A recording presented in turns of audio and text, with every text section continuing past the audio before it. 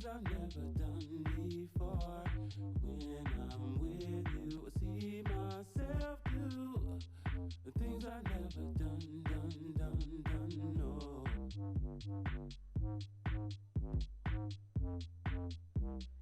Love delicious, hey.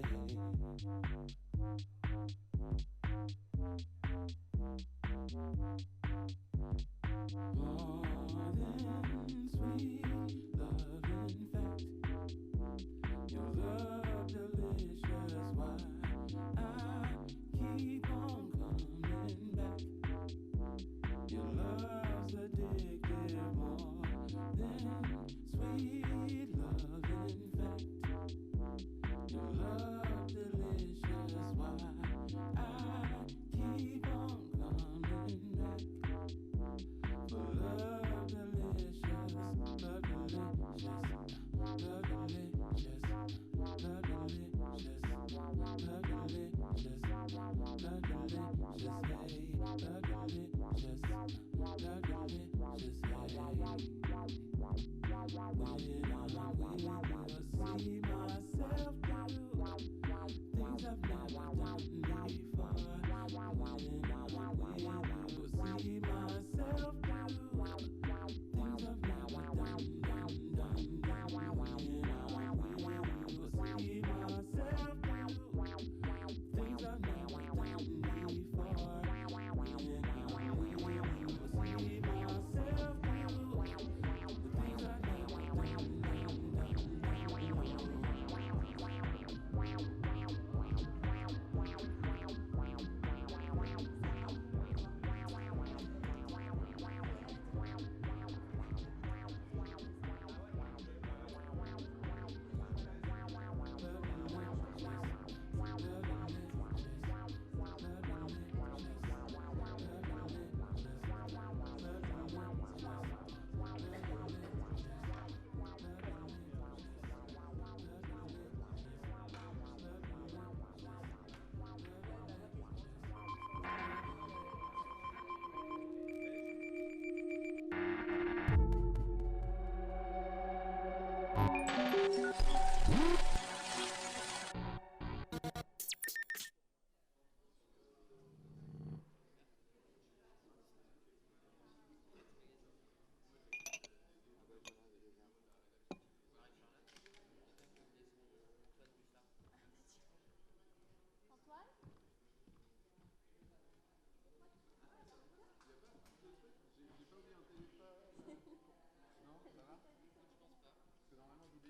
Allez, je vous sers un verre, hein.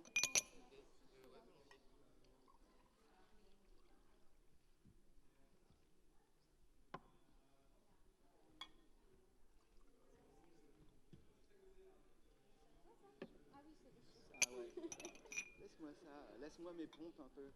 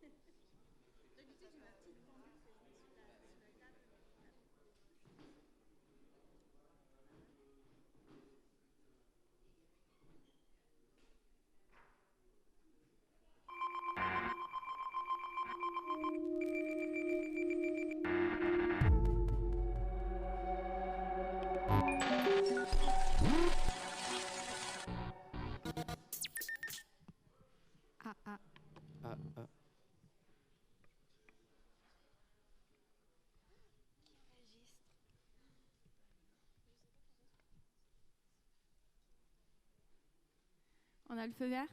Oui, merci. Bon, merci et bienvenue. Merci à Bureau Export et à Technopol de nous inviter aujourd'hui sur ce panel. On va parler en anglais, pardon. So we're going to talk about examples of the best export campaigns from top French industry figures who are here. Thanks for coming, guys. And of course, I Love You So reference to the famous Cassius song. I'm sure you know it. So I am Marie. I am the managing editor of Mixmag in France. And I used to be as well PR account manager for high-profile clients, including majors like Warner and Sony, etc., where we used to broker French and international songs on the UK market. So I kind of was on the receiving end of some of those really smashing campaigns, which is quite interesting. And we've got some really interesting panelists who joined us today.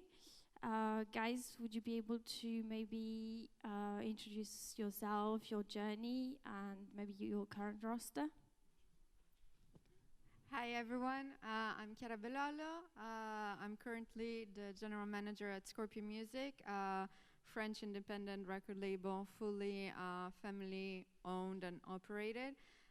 Before that, I was kind of like the right arm of DJ EDX at his company, Syrup Music and Pinkstar Records in Switzerland, handling the label, publishing, DJ bookings and touring, a lot of touring.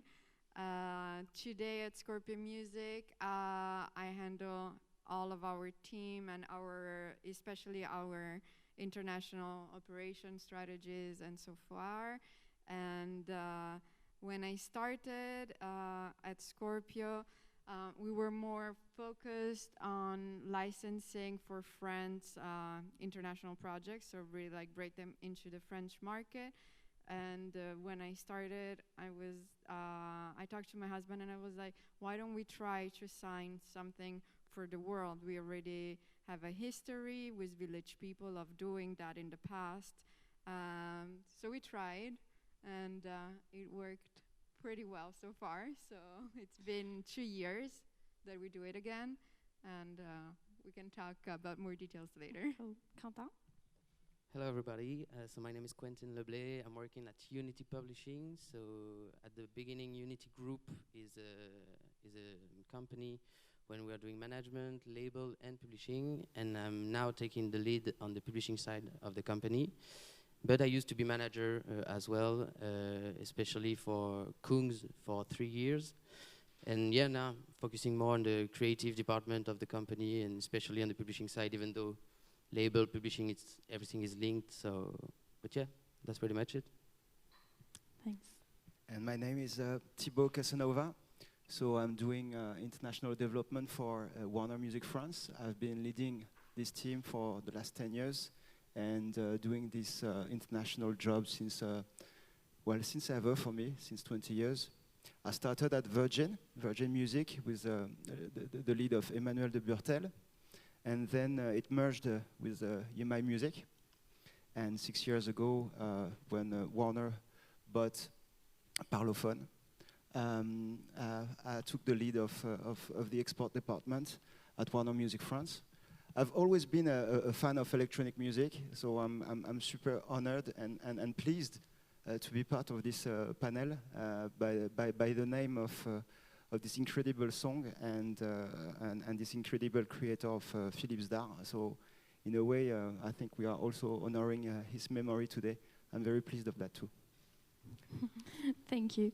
So the goal here is to stay quite factual and provide some insights, metrics, and analysis on this project that really worked for you guys. So I wanted to start with maybe the campaign in your career that was the most successful. Do you want to start, Thibaut? Oh, wow, okay. So clearly the campaign for me, it's a campaign of more than a decade. This campaign is a person, his name is David Guetta.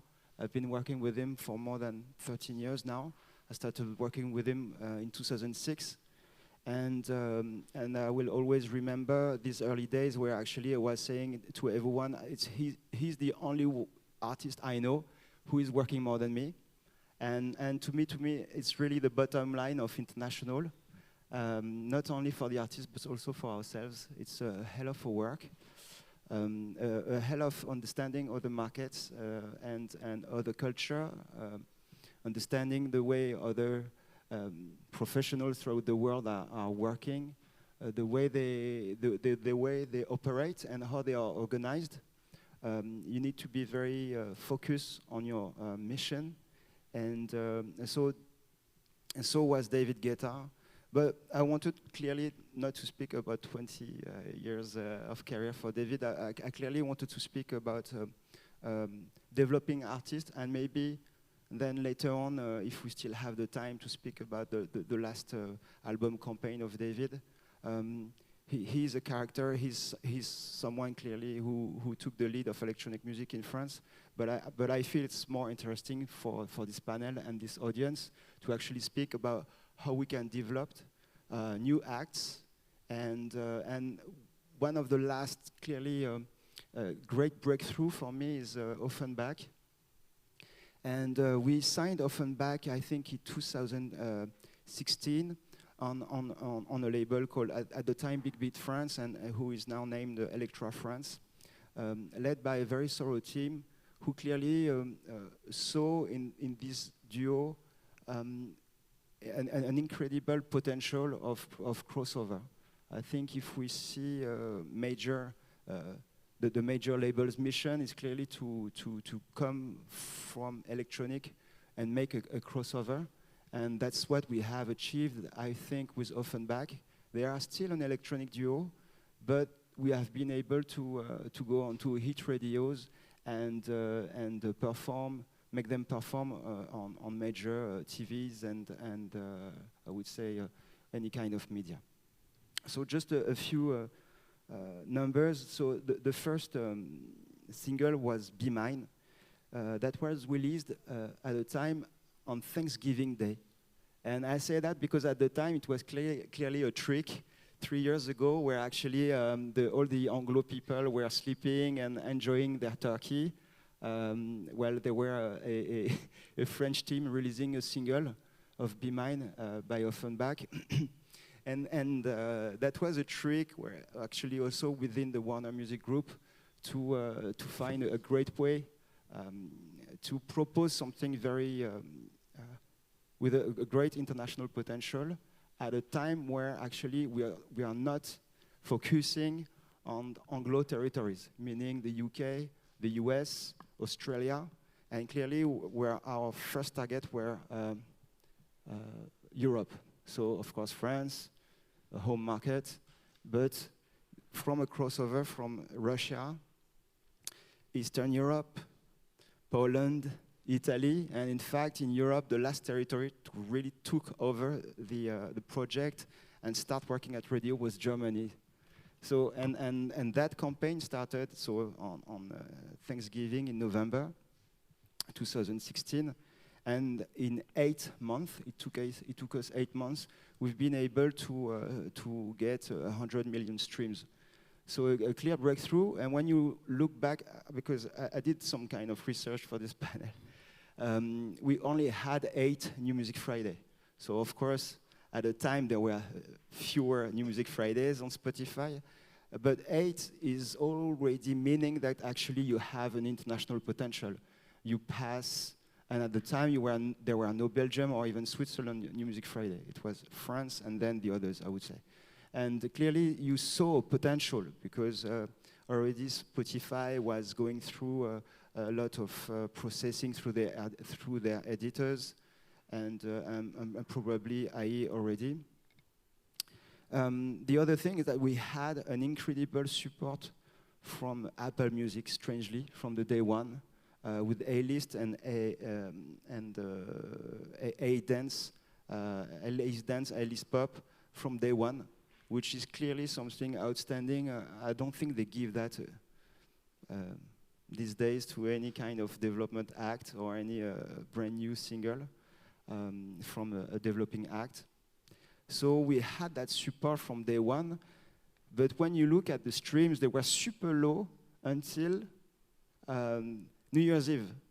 And there were a buzz in France in some key territories, and I think New Year's Eve was clearly the breakthrough of this single. And the week after, the days after, on the 5th of January, we were already top 54 on Shazam worldwide. So clearly the breakthrough was during that New Year's Eve, and everybody was saying to their lover, "Be mine," you know. So it was a very lucky, I think, a very lucky song with, in fact, a great meaning for that great moment, which is New Year's Eve for the kids, and of course for electronic music, because when you look at the streams on that day, it's already a huge peak for a lot of our acts on electronic music. People want to party on that night. And so basically from now we have 250 million streams, 150 million views. The story has gone so big that we have been able to release 4 other singles and an EP. The band is of course still with us, and they will announce great things in the coming days. They have toured this summer about 70 dates. It's clearly a brand, a duo who has taken over Europe, but much more territories than that. Also, they have toured Asia this summer and Mexico. So, to me, it's a band that is clearly exploding, still exploding, and also exploring new markets. I think it's a long intro, I would say. Maybe you want to... Yeah, sure. I mean, you saw those numbers, and what do you do with them? Like, when do you decide to go to international teams? How do you capitalize on that success abroad, basically? It's true that when you release a track, of course, you want the home market to work very fast and have a big success. And actually, it's sometimes it's super difficult to go to some markets and international professionals abroad and tell them, "I know it's a hit." I mean, I've been doing that job for years and years. Look at my CV. I've been working with all of these people, and actually, I know it's a hit because after time, you clearly have experience, and I think it takes probably 5 years to actually really improve your understanding of international markets and get some proper experience.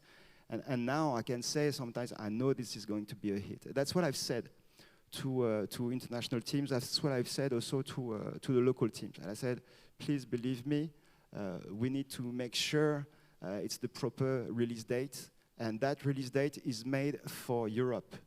It's not only made for France, but it's clearly made for Europe. It's not made for the US, it's not made for the UK, but it's made for Europe. And also, we had the time to pitch.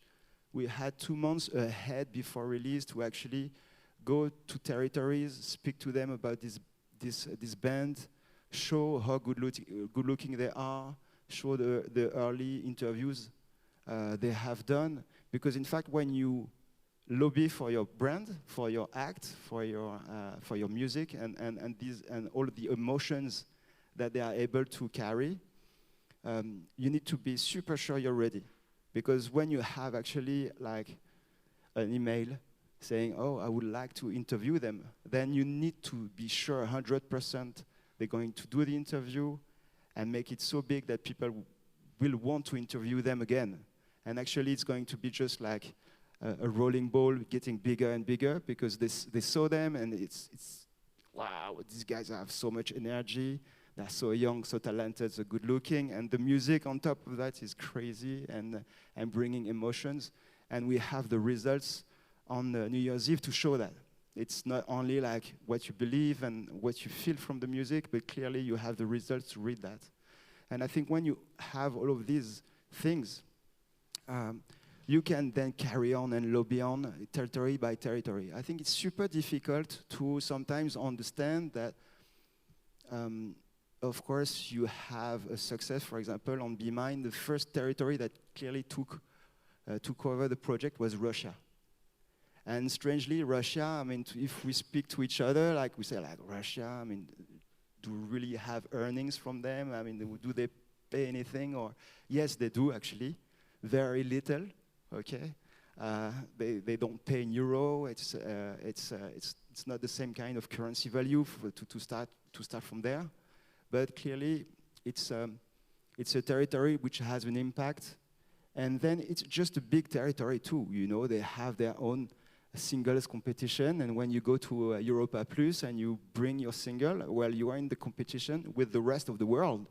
you have Calvin Harris, you have these other big names on the playlist, and you need to add your own song. So suddenly it's crazy, but you're in competition with these big names, with your own little French duo, developing act who have barely toured abroad. So that's clearly a first starting point. From that starting point, you can go to other markets and tell them, like, especially Italy and Poland, and tell them, look, I've done that in Russia. So these hit radios, you also have energy, in Russia.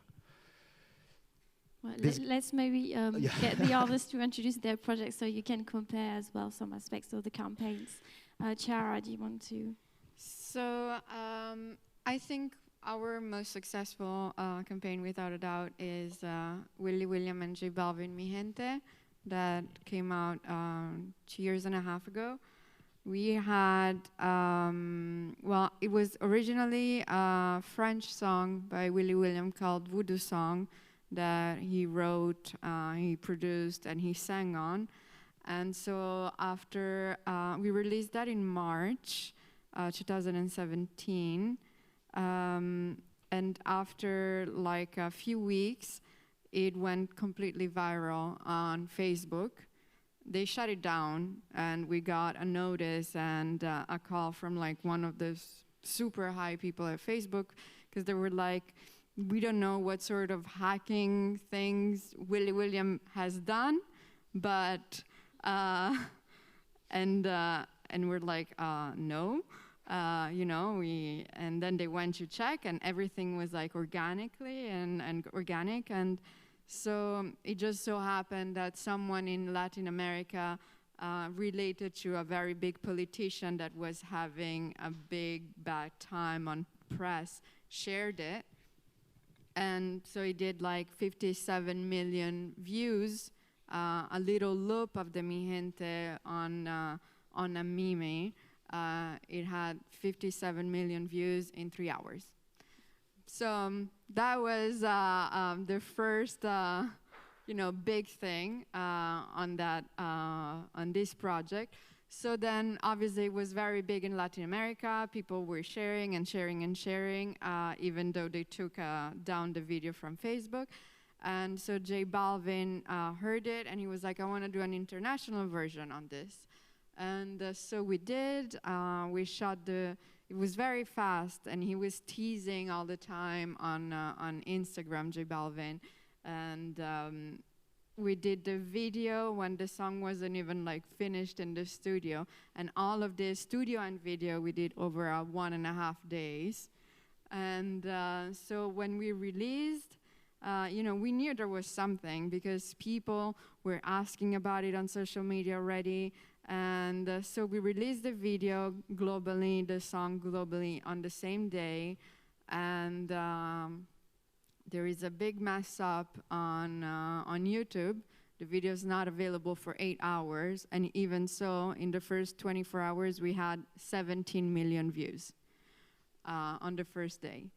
That's a pretty big launch. Good start. It's a very good start. And we're like, okay, there was a lot of hype the first day. And the second day, same thing. And the third day, same thing.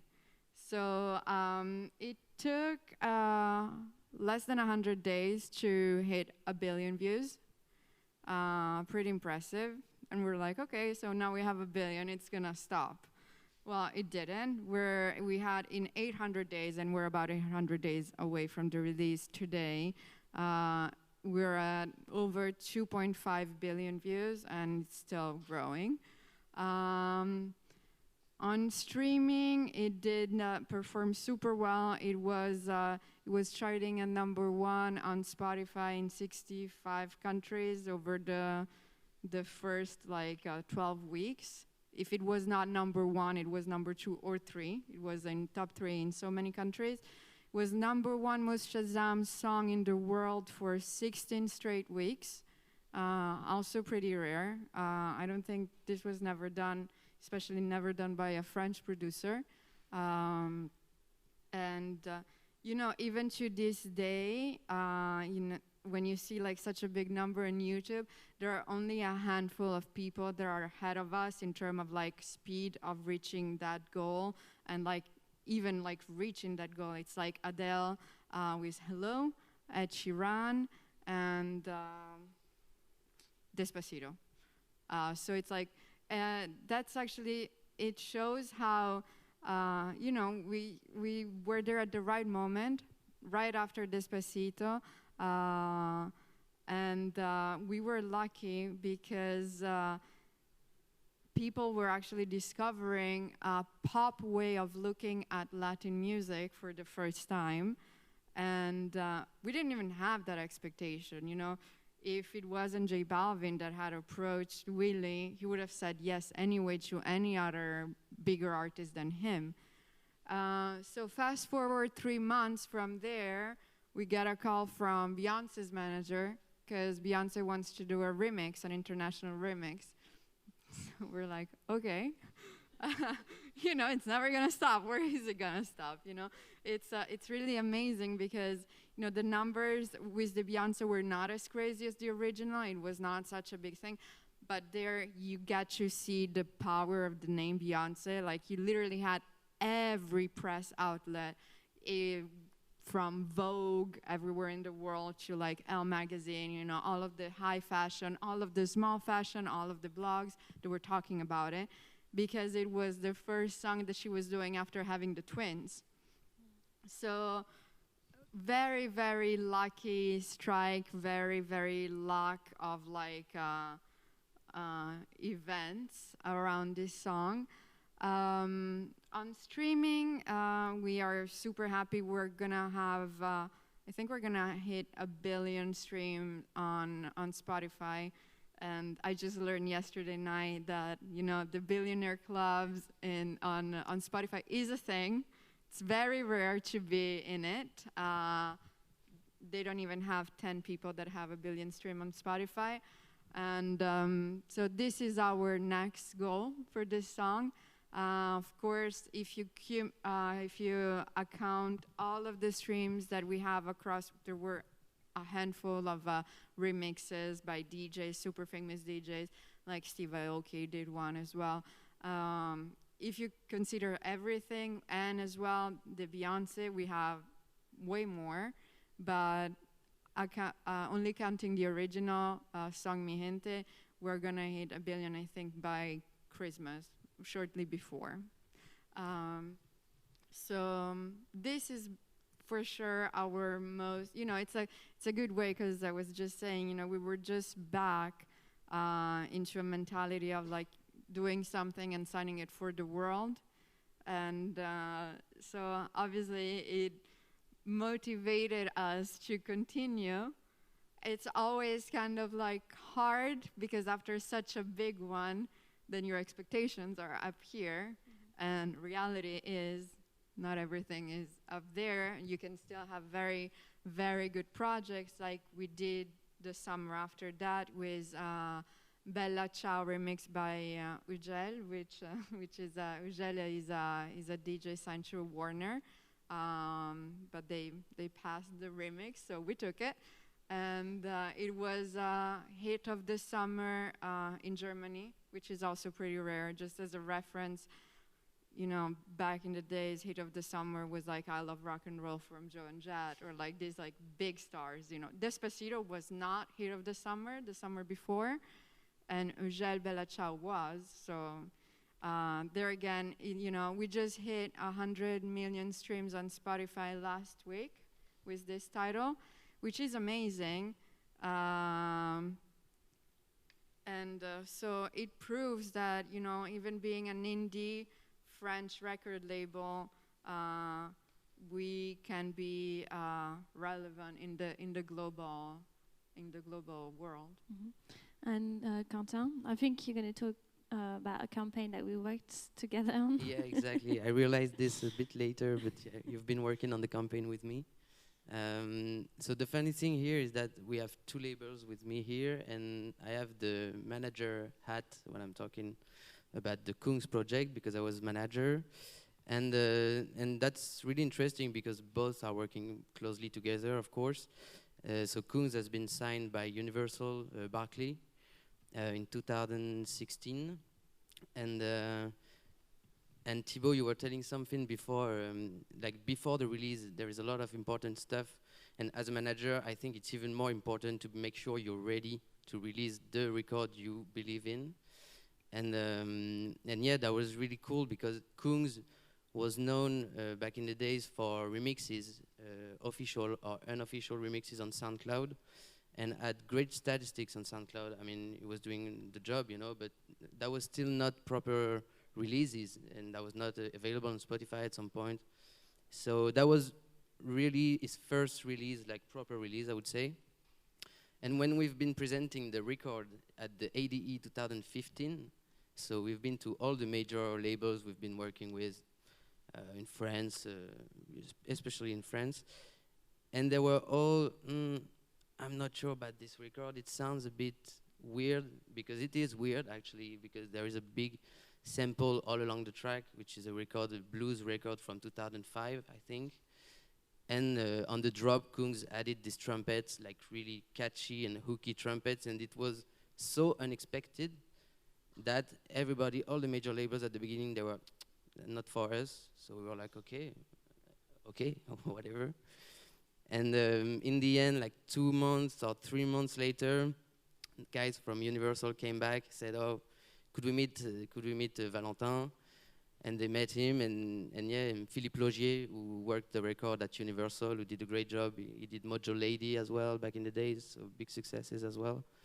Did a great job, and we started the campaign, and we wanted to make sure he get all the assets needed to launch the campaign, which means a proper brand, a proper pictures, press pictures, to make sure he gets all the datas from the socials we get, like SoundCloud, Facebook, whatever. Anything that could be useful for the campaign, because when you start from nothing, you need to capitalize on the few levers you have, you know. And we finally released the record in 2016, February 19th, I think. And so obviously a pitch to the DSPs, to the radio, has been done as usual in big major companies like this, because they believed in the project, so okay. And the big surprise, and that's why the storytelling is important for an artist. You can't just arrive like this and do a big hit record. You need to get a story, because people need to attach an importance about the artist and not only the record, I think. And the storytelling was, Kungs is a guy, 18 years old, from the south of France. He's been doing unofficial remixes, and he's living in Aix-en-Provence. And this data from Aix-en-Provence made a big change, because we actually had one of the biggest radio in France called Virgin Radio. They had a big crush on the record, first of all. And the other big thing, and hopefully, is that Camille Combal, so one of the main radio hosts of the radio station, was coming from Aix-en-Provence, basically. And it made a big difference, because he supported quite a lot Kungs at the very beginning. And when I'm saying at the very beginning, it's the first day of the release, we were already on the radio, on Virgin Radio, which is amazing. Honestly, it doesn't happen with an upcoming act, usually. So we were lucky enough. We have to admit it at some point. And immediately the statistics were growing. Like after one airplay on Virgin Radio, we already had 3,000 Shazam. And I love Shazam. I think it's one of the best indicators, because it really translates if people are loving the music. And they don't really care about all the other things. It's all about the music, and that's what I like about Shazam. So 3,000 streams on the first day of the release, it was a big sign, and really helpful for the rest of the campaign, of course, because that is a data that everybody is looking at, the radios, the label, and the other territories, of course, as you said.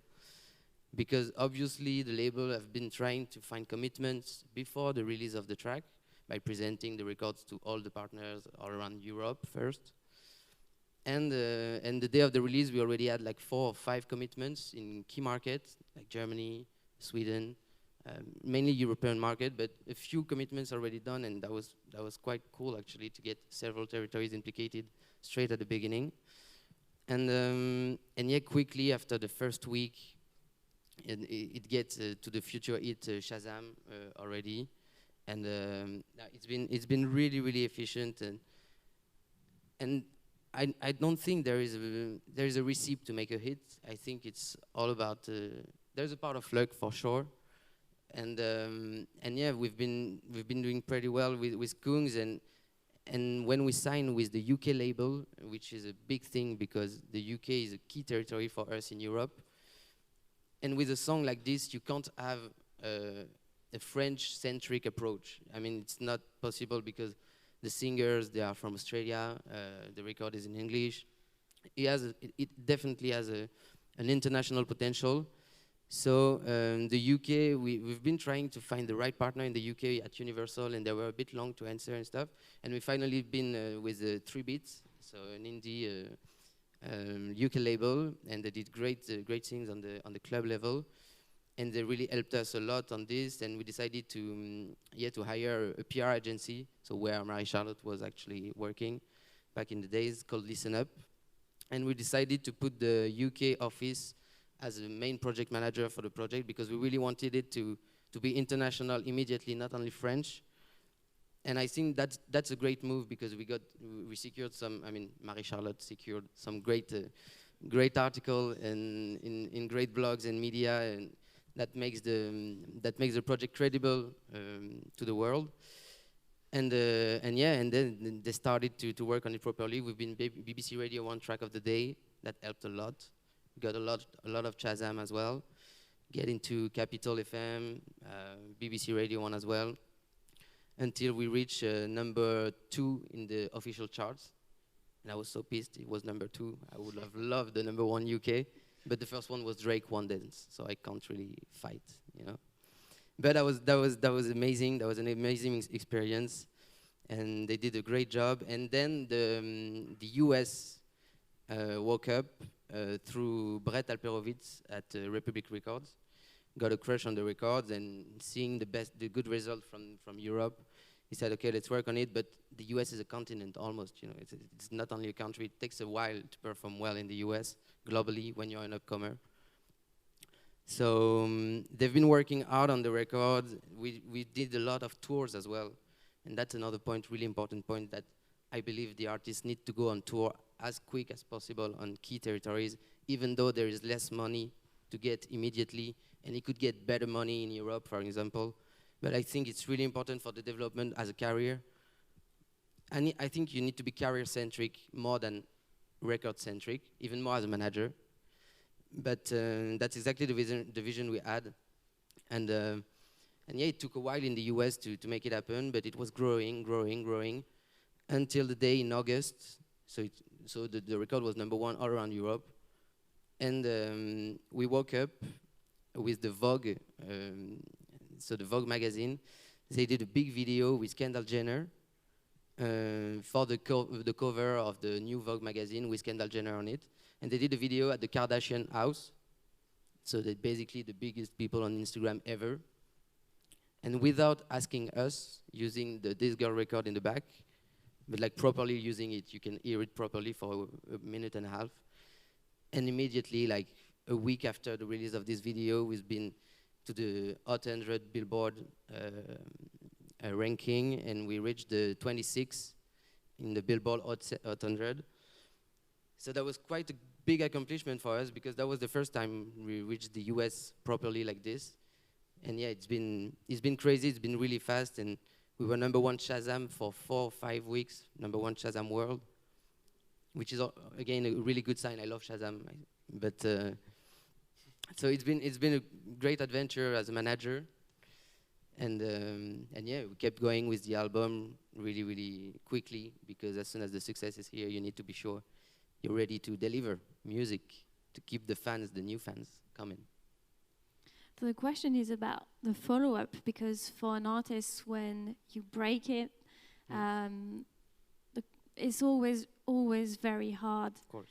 Because you set your expectations so high that it's nearly impossible to have something after that would just be as lucky, have the same kind of circumstances around it that would make it go so big.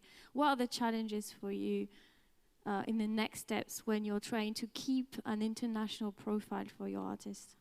that was actually quite defying, because obviously the hit was so big and was during for so long actually in the charts, that we were not really able to switch immediately a single. I mean, some territories, the main idea I think is to be able to synchronize all territories, and this is such a hard thing to do, because most of them, they are waiting for the success to come in the home country first, and then they're jumping on the project. But everything is, it's a bit hard to make it happen. So this girl was still so high in the ranking all around Europe, that we decided we needed to switch for at least France first of all, with a new single. So the single is called Don't You Know, with Jamie and Commons, and we believed it was a great single as well. But obviously, with what was happening in the US, for instance, so took quite a while actually, because in August it was at the peak. We were not able to switch immediately to the US with this single, and they decided not to jump on it and to focus on this girl for a while. And I think in the end, it was a great solution. I mean, you can't be effective all around the world every time. I think you need to make some concessions and make sure each country can work properly the record is working on, without being stressed or pushed by the label. We need to switch. I think it's important to give the full lifetime to the record. So it's hard, but so we decided not to pitch Don't You Know to the US and stuff, and to come back with another single, I Feel So Bad, a few months later, because it was closer from the This Girl record than Don't You Know. And we didn't make it happen in the US, but there was still a big hit in Europe. We did #1 in several countries as well. That was definitely not the This Girl record results, for sure. But still really good for the profile, showing that he's not a one-hit wonder. He can come back with big things as well. And so yeah, that's pretty much it. Yeah. I have a question for you. Yeah. Did you do a lot of TVs? We did a lot of TVs. Yeah. All around I wouldn't say the world, because in the US not that much. It's quite hard to reach. But in Europe, a lot. Yeah, because you know, like on Offenbach, we did 2 TVs, like one in Italy, Okay. and one in Poland, like a bit fast, in fact, because the radio took off really fast in these key territories, and giving a look early, to me, is like, I think a key moment. Chiara, did you had a big look, like TV look, on your track? Not at all, because it was very overwhelming. It all worked so fast that it was like shocking almost, you know? And we didn't need TV, really. We didn't need anything, because we didn't do press. We didn't have a PR working the record. Everything was like organic and viral already by itself. So for the artists, well, J Balvin was already touring, and obviously his concert show sizes went very much bigger very fast. But Willie is like very much of like a very sensitive artist who really enjoys the studio life and all that goes together with like big machines and synth and such things, you know, like a very studio nerd. And so when they wanted to do interviews, most of the times they would send like over, you know, like some questions, and they wanted to know how a remix by Steve Aoki or other big names came along, and we didn't really feel like we had to do those interviews, because they're not really focused on him as an artist or his journey. And so it was very much rare, and it's like I don't have any other project in my mind, even that I know from friends working at other labels, that compare to this. On the opposite, with Bella Ciao, we did TVs, we did radio interviews a lot, we did some like email interviews, much more. I think it also comes down to the personality of the person. If if you want to do a lot, you have a lot of opportunities. Willie is more of like an introvert and very much sensitive, super creative. So he felt like if it wasn't to talk about the music, it didn't matter to him. Yeah, for Kungs, we decided to do a lot of, I mean, as much as we could, TV. But again, with a manager view, it was really important to set up the profile, in addition to the record, of course. And for the storytelling as well, we needed to show to people who Kungs was. And when they see him, it was just a kid, like literally, like an 18 years old kid. He looks like a kid, he has a baby face, you know. And that was really helpful for the storytelling, actually, to show him on the TV. So we decided to do as much TV as we could. So, of course, first TVs were live, like small live setup, you know, of the records. And then we started to put him on talk, and some talk that was way more interesting because people, they were discovering the real artist and who was behind the big hit, and that was quite interesting. And that is what makes the difference in France, that he became quickly a personality, kind of, more than just an artist. He became somebody from I don't know, like from the TV, actually. I mean, people recognize him in the street every time, everywhere he goes, and it's been really helpful for us. So we tried to do this in the US as well. We did it in the UK as well. Top of the Pop, a big show in the UK. And in Poland as well, we did. It's been really important for us, the TV. It really transformed something, just a big record, to a big artist, actually. We haven't talked about David, unfortunately, and we have very little time left. Maybe because we've talked about young artists, young projects, breaking, but we haven't talked about how you run the career of such a massive figure. What's the biggest challenge about him internationally? So yeah, I really love these talks about developing act. I think it clearly shows that we need a top single, that you need the instrumental, the vocal, the gimmicks, and I think the French producers are super good at finding good gimmicks.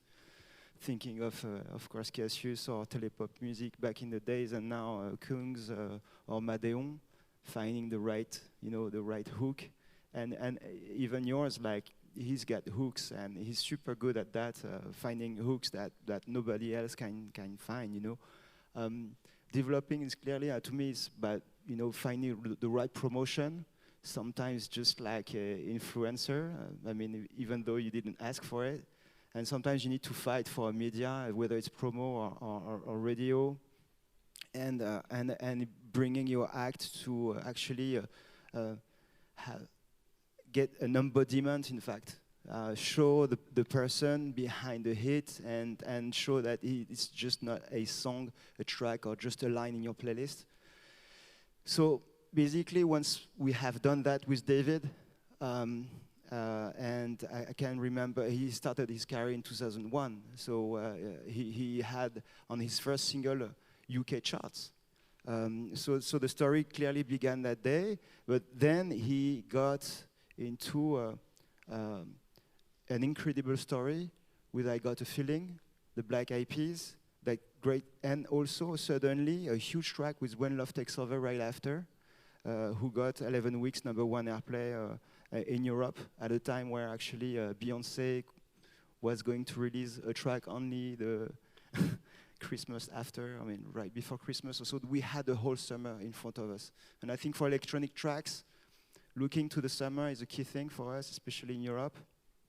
And right now for David, he's going to get the 2001 Track List Award for Producer of the Year. It's a massive achievement.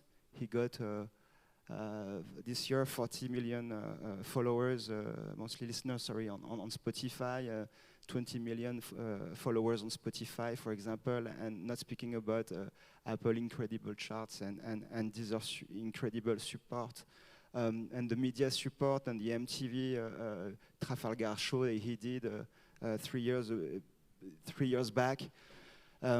which are clearly, I think, in French electronic music, clearly big steps, and showing also to other artists what you can achieve, you know, by pursuing your dream and working.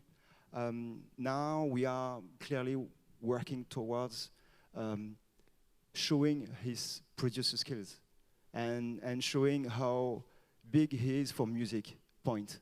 In a way that he's been working with so many acts, international acts, giving the chance to so many French DJs to actually remix his tracks on every single, and giving also the chance to speak, you know, just being there and enjoying any moment with anyone wherever he goes, and sharing his passion for music.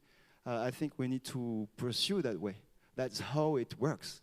And that's how I think it works for every artist we go international for. It's clearly they have to share something. That's what we do. Thank you. Thank you, Thank you everyone. so I much. think we've run over a few minutes already. But our panelists are here if you have any questions. Thanks.